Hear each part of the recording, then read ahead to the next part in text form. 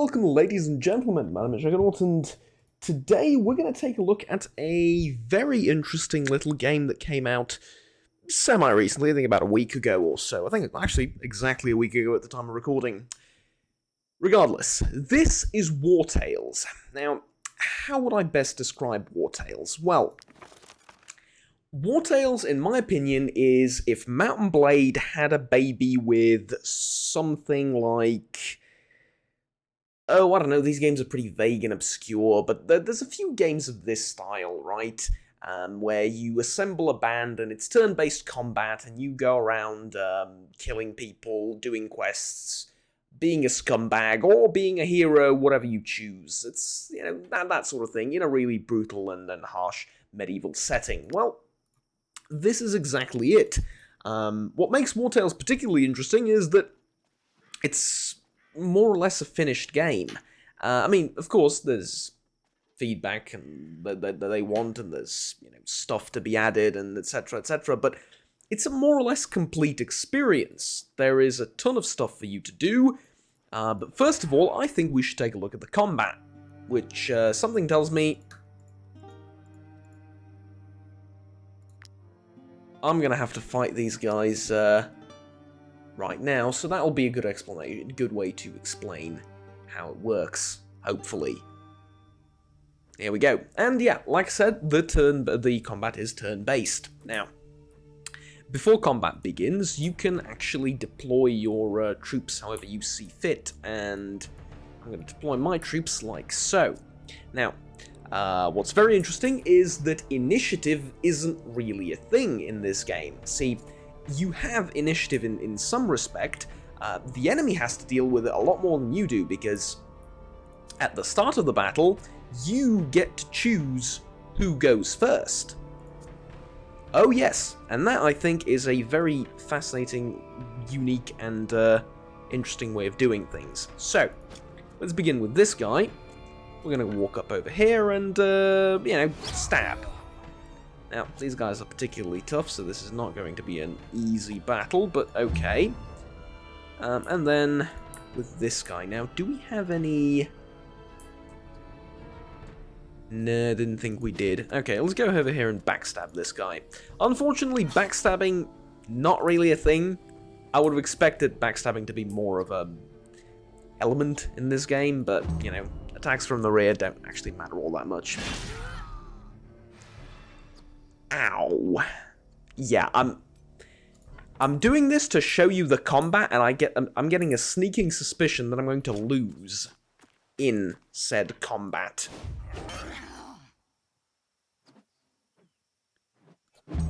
But look, there's more of us than there is of them, so clearly that is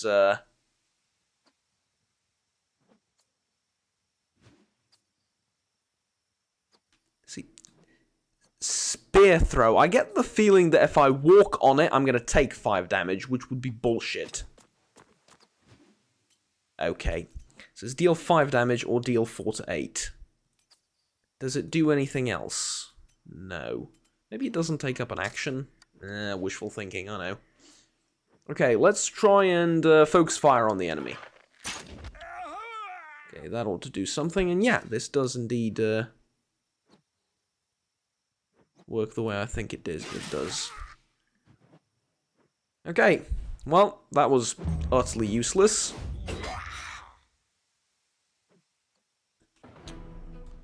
In retrospect, should have focused on her, probably. But, yeah. So, damage is increased 50% if the target has armor. You have armor. And then taunt. Weakening damage reduced. Okay. That's good. Definitely to weaken her. Ow. Okay, but this guy does have a ton of health, so... Okay, and then it's the next round, so... we get to pommel you a little bit. And I'm going to weaken you again. I'm using up a lot of these valor points, which are like special skill points that you get back every time you rest. So it's not after every battle, it's every time you camp and rest. Very important to note that. Very tactical when you choose to use these and how. But yeah. Okay. Next.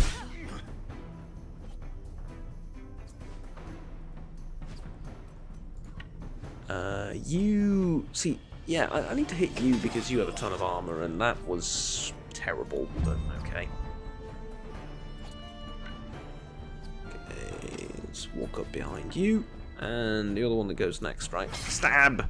Yeah, 10 damage. That was more like it. That was definitely more like it. This is a quest battle. Well, a quest battle. The game is fairly open-ended in the sense of... Can I come here and do Wrath on you? Yes, I can. Excellent. No longer have to worry about you. Do you want to let them go and win the battle? No, I don't want to let them go. I want to keep fighting. They look like they have good stuff, and I really don't want to let them go, basically. Okay, so 72% chance of hitting. If I stand here, does that improve? Yes, it does. Improves very sensibly, too, which I gotta say I'm a big fan of. Let's see. Okay. See, now I have a percentage chance of hitting my own guy. However, I can do this. And yeah, that was a big hit. Okay. I love how this disengages too. By the way, if they're engaged, fighting one another, it's difficult to move out of the way without taking damage. But yeah, there we go. That was the combat. As you can see, fairly simple, nothing flashy, no spells or anything. Kind of realistic, and I love the sort of timing of things. If you start fighting someone, they get engaged, and you can't leave that sort of combat. And visually speaking, they sort of spar with each other until stuff happens, or not until, but rather while stuff happens around them. I think that's very, very cool. Far too often you get this sort of just standing there, you know. Pretty much every turn-based skill game is guilty of this. You'll attack someone with a giant attack, and then for the next 5 minutes, they're just going to stand there and look at each other. This way, at least visually, it does give you a feel that, you know, there's actual combat happening. But let's talk about the game itself. As you can see, visually, it's kind of very minimalist and stylistic. It looks good, don't get me wrong, it looks good, but there's no grand sense of much. However, it gets the job done. I think it's very quaint, I think it's very pretty, and I think it fits the style of the game very, very well. Obviously, you can't zoom in a lot more than this on the map. You can zoom out like that much, which honestly I don't think is very good. That's my biggest complaint. If you can zoom in a little bit more and maybe zoom out a little bit more, I think visually the game would have been a little bit more interesting.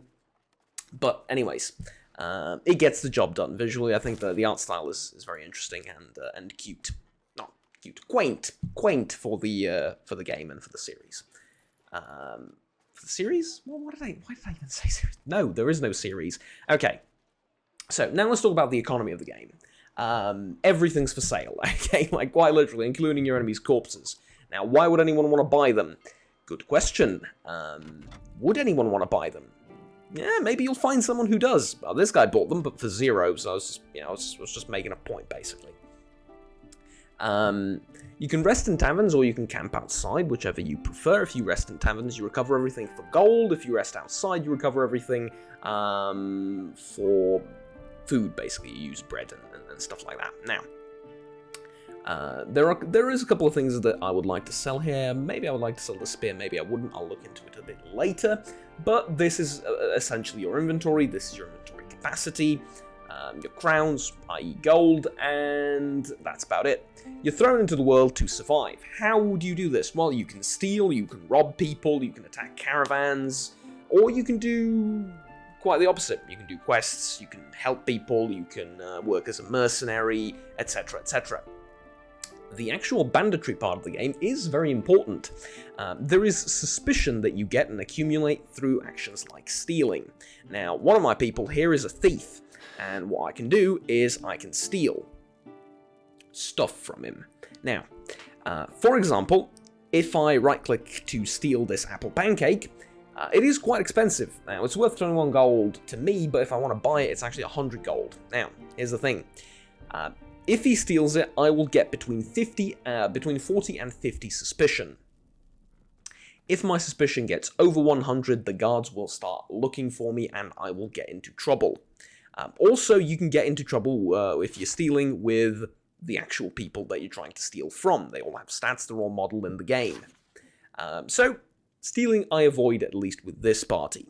But what I don't avoid is talking to you and telling you that I've finished the quest. Except I haven't.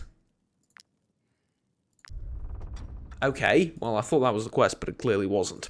There is a in-depth crafting system as well, and word to the fair warning here, it's going to be a very short video, and I'm trying to cover as many aspects as I can. And I think the best sort of way to explain this game and tell you what it's all about, aside from immediately showing you the combat, which is probably the most important aspect of the game, along with the economy, you're going to be spending most of your time balancing the two, right? Dealing with combat and balancing the economy. So, let me talk to you through the crafting system, and there are different crafting systems, right? So there's a tinkerer who can create all sorts of little things like lockpicks, torches, etc., etc. There is also a locksmith. There is also a blacksmith, rather, who can create all sorts of armors. Now, this is what he has access to right now, the very basic stuff: a throwing axe, a throwing knife, regular shield, and some rags, right? Nothing special.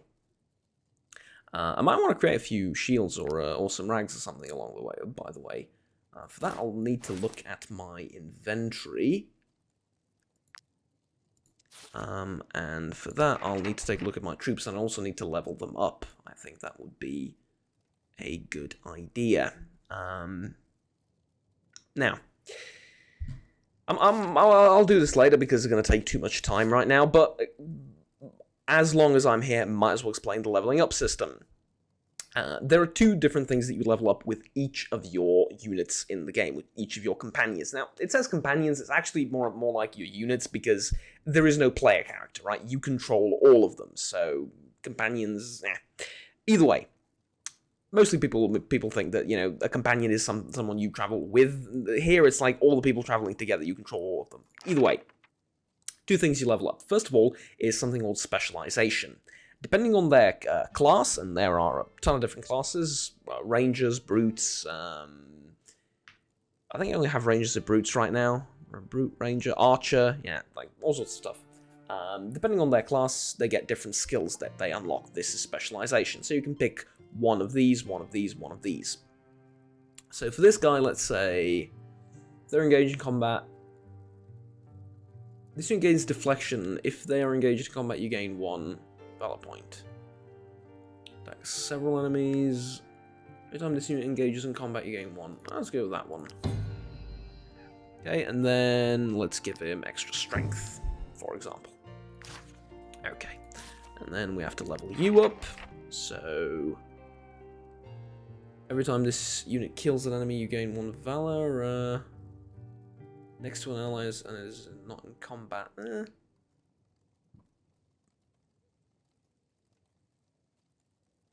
Actually, yeah, let's do this. Okay, and then we'll give you willpower, I think. No, constitution maybe? Health and carrying capacity. You don't need either, I mean, you're an archer, so I think this maybe? Oh, willpower, let's go willpower. Either way, you leveled them up. You also manage all of their gear. So, for example, I think this guy had an old club and a shield with him. He can't equip this type of weapon. Okay, what about you? Can you equip this? No. What about you? No. You? No. None of us can equip this spear. Okay, that's unfortunate. You also have to repair all your items after combat, so let's say your armor you take a hit and your armor takes it, that armor is now permanently damaged. Fortunately, repairing it is very, very simple. It's just a matter of having this, raw materials. You can buy them, you can find them, you can also pay to repair all your stuff, which I think is very convenient. However, it makes the game more difficult because every fight you take now is not only going to drain your resources, your fatigue, it's also now going to drain your money and your raw materials because, you have to repair all of that. And if a unit gets damaged, like someone here did, you're also going to have to heal them. Now, sleeping in a tavern heals your units. There's also all different types of medication that you can buy, but all things you need to think about. So logistics are fully on you to deal with.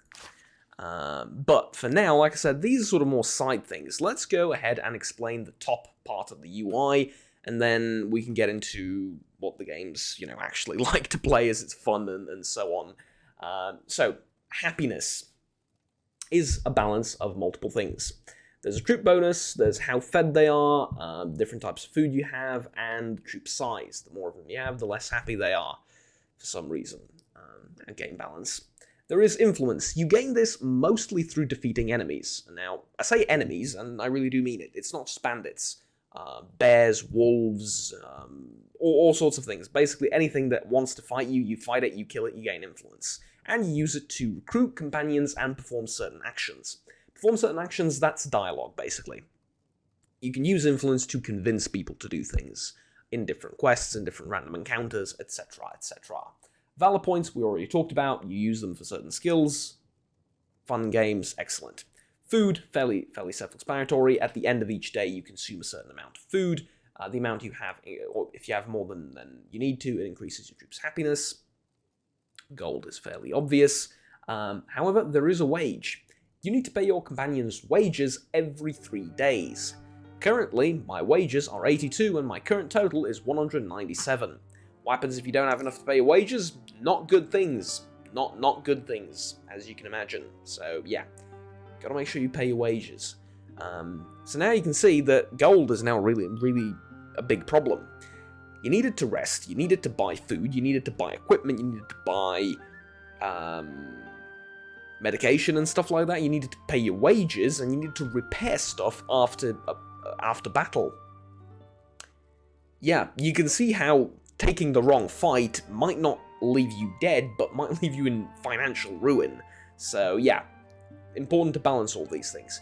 Moving over to the left side of the screen, we have troops and bonuses. These are basically different troops. I have a pony with me, very useful, probably the most useful member of the squad because he's the one carrying all our shit. Knowledge, this is the research tree. Believe it or not, the game has research. So, depending on your professions and your squad, there are different things that you can research. If you gain 110 knowledge, for example, now you get a knowledge point, and you use knowledge points to unlock things here. For example, in the general knowledge tree, you can unlock run, endurance, endurance training, for glory, etc., etc. I unlocked weightlifting, which increases my carrying capacity by 5. As far as this thing is concerned, you can also unlock stuff in the workshop. For example, how to craft sandbags. No, this isn't World War II, no sandbags. How to craft saddlebags, or at the anvil, how to craft some of the more advanced weaponry, like, for example, this iron battle axe. Right, very good, very good. But you need to spend points to unlock it, and the same goes for the other 3 jobs that I haven't grabbed yet. So that's knowledge. We then have question mark. Okay, you get the point. This is for scenarios. Haven't touched upon those yet, but I'm assuming they're like grander quests and storylines. Interesting. And suspicion I've already covered. So, with that said, I'm going to take a look at most of this stuff later down the line. Like I said, my biggest problem so far is the fact that there is no zoom out or zoom in button in the game. And in combat, the zooming in and out is also fairly limited. Now, these guys are the sheriffs, if you will, or the... what are they called? The guards? Yeah, the guards. They have a badge, so, yeah. As far as the actual map is concerned, though, I think it's very interesting. For example, a couple of, maybe 30 minutes ago or so, I was up in a mountain and there was a blizzard and my whole screen was covered, and it's not just annoying for you, it's an actual gameplay mechanic. It reduces visibility, so you won't see, for example, you see those guards coming from all the way over there. I can avoid them if, for example, I was wanted. They wouldn't be able to see me, I would see them. However, in a blizzard, you can't see much of anything, really. And that's obviously a problem. There's also interesting locations like this, for example, the salt mines. And we talk to this guy, and then we can threaten him to give us stuff, we can pay him. The salt mine belongs to a lady, I can't let you just walk in. We can persuade him, but we don't have enough influence. Mind you, we need just a tiny bit of it, so we will persuade him, probably the best course of action there. But not what I'm interested in. Currently, I want to show you stuff like this. Yes, here it is.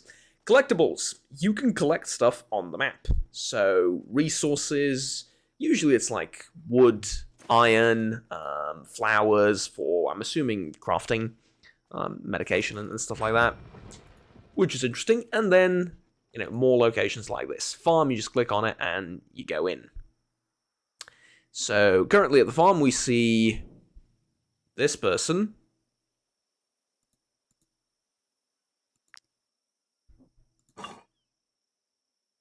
Now, I think stealing from them would be truly heartless, but,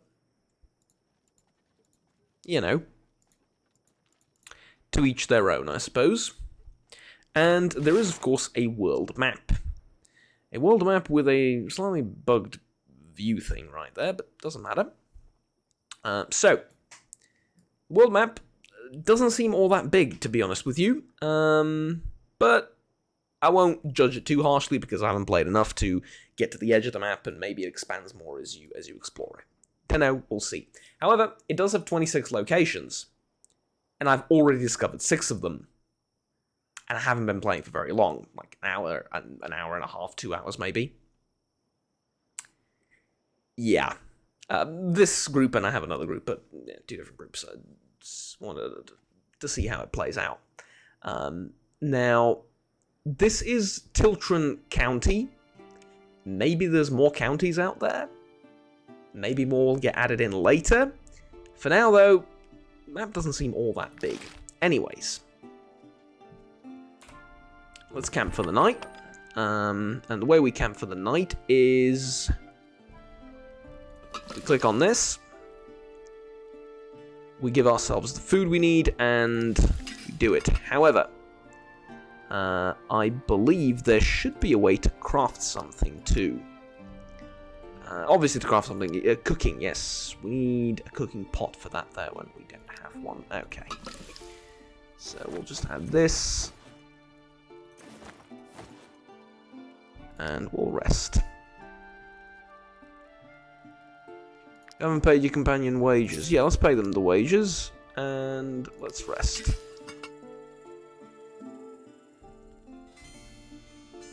Okay, there we go. So, we can now leave, and we do that just by hitting the escape button. And there we go. We can continue exploring, or, you know, whatever we want to do. Let's pick this. Oh, venison, look at that. Convenient food is convenient. Either way, that's basically the gist of the game. Ooh, here's an opportunity. There's bandits over there, and I love the fact that when you're sneaking up to someone, they do sprint a little bit.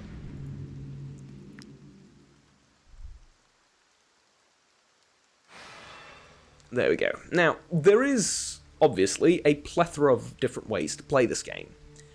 For one, you could be extremely gun-ho heavy about murdering bandits and try and be the hero. Alternatively, you can be a complete scumbag and try and just avoid killing bandits and just focus on plundering caravans and helpless civilians and stuff like that. The obvious problem being you're going to get hunted by the law. And you won't have access to probably like some of the bigger towns and stuff like that. All things worth mentioning, all things worth keeping in mind. Now, that said though, is the game actually fun to play? Well, yes, but I think my biggest problem with it so far is the uncertainty in terms of scale. You see, 26 locations isn't a lot, obviously. Now, I love the gritty realism of the combat. I love I mean, this I love the most. The engagement part, I think, is just genius. But all of that aside, the game is great at what it does. The game really does a great job of making combat realistic and interesting. It's, you know, it's everything you would want from a realistic mercenary band simulator in the medieval times. It strikes a fine balance between being realistic and being annoying, or rather, not being annoying with its realism. So all of that is great. All of that is great. What I would like, perhaps, and what I would be slightly concerned about, in terms of, you know, fully recommending this game, is how well does it live up and scale up, in the sense of how long do you know, actually get to enjoy it, how much content is there later, etc, etc. Obviously, worth mentioning, there is no paranormal anything here. This is a realistic game. You are not going to find, at least to the extent of my knowledge, you are not going to find anything ridiculous. No vampires, no witches, nothing along those lines. The few quests that there are in the game are, again, like I said, pretty darn interesting. I like them. Knocks out an enemy while they're engaged with an ally. Why can't I do that? Requires chains. Ah, never mind, we don't have chains. Unfortunate, but if we can bring some chains later down the line, that would be quite a fascinating thing to attempt. Okay, let's stab you. Oh, he is taking poison damage, that's unfortunate. Okay, we want to try and end this combat as quickly as possible. Oof. Yeah, that'll do. That'll do. We also found a lair of the bandits and a miserable amount of gold, but what can we do?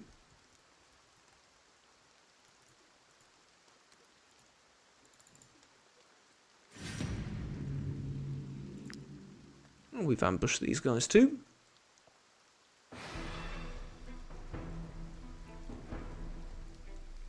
And so on and so on. You get the idea. So, like I said, it's going to be a pretty short video, at least by my standards, for a game like this. Ultimately, I like it. I do recommend it. Actually, let me get back to you in just a second. I want to alt-tab and look at something. I want to take a look at the price. The game currently is 10% off for around 30 euros, or your region equivalent. For me specifically, it's 32 euros, so roughly should be the same price for you. That's $35, $6 maybe. But I think Steam still has that thing where euros and dollars are the same thing, so yeah, should be $32. Again, or your regional equivalent, barring any anomalies. It is a pricey game. It is, I mean, it's no $60, you know, AAA game, but at the same time, it is kind of pricey in that it comes from a relatively unknown studio, and it is technically still in early access. However, I did say that it is basically a finished product. The reason I'm saying this is because early access is a term that gets thrown around all the time, everywhere. And it's kind of not really telling you anything if I tell you the game is in early access, right? The reason being is, well, what does that actually mean? Does it mean it's in pre-alpha and there's nothing to play, or does it mean that it's just barely finished, you know, barely playable or just about finished? In this case, like I said, you get pretty much everything off the get-go. There is very little left to be done in this game. Sure, they can add a whole bunch of different weapons, more classes, more maps, more scenarios, different characters for you to play with, etc, etc, and that probably will be added later down the line, but I'm judging this game as in its sort of as-is state, right? And by that I mean, how's it play right now? And right now, It's a little bit pricey at €30 for something like this, but it's good. I love the gritty realism of it. The Steam reviews are pretty much telling you everything you need to know. It's very positive. People are enjoying it, people are loving it. Even if the game gets abandoned right now, right, and this is the last update it ever receives, which there is no reason to think that, but like I'm saying, that's kind of how I'm approaching the review. It's worth it, right? It's $30, but it's money well spent because you're not buying into a project for the future. It's something you can play right now. You can get into it, you can play it, there's plenty of stuff to do, and as the updates keep coming, you know, there'll just be more stuff for you to explore as you go through the game. So, ultimately, very neat.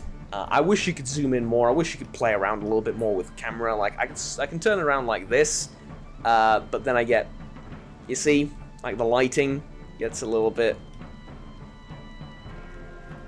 it gets a little bit, I don't know, you know, like the shadows up there. Not a big fan of that. So yeah, like lighting is a little bit weird, but barring minor annoyances and minor bugs like that, the game works really, really well, and it gets the job done for what it wants to do. So ultimately, I gotta recommend it. There are also 3 different difficulty levels. If you think this is too easy, you're probably right. For people that are experienced at games like this, it probably is. You can tune up you can kick up the difficulty level as much as you want. So yeah, there you go.